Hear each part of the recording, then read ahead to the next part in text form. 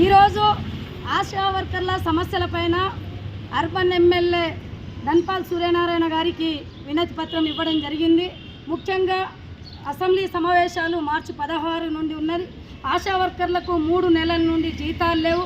అదేవిధంగా అసెంబ్లీ సమావేశాల సందర్భంగా ఆశాలందరికీ 18,000 ఫిక్స్డ్ వేతనం అమలు చేయాలి అనేది అసెంబ్లీలో ఉన్న ఎమ్మెల్యేలందరూ చర్చించి మాట్లాడాలి అనేదే సిఐటిగా విజ్ఞప్తి చేస్తూ ఉన్నాం.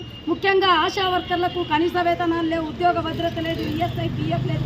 కరోనా కష్టకాలంలో ఉదయం నుండి సాయంత్రం వరకు ప్రజలందరికీ సేవలు అందించారు.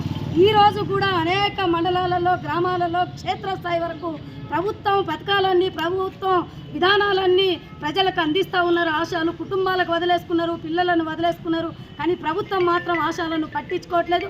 వేతనాలు 3 నెలల నుంచి బకాయి వేతనాలు ఉంటే ఆశా వర్కర్లు ఏం తినాలి, ఎట్లా ఉండాలి, ఎట్లా బతకాలి?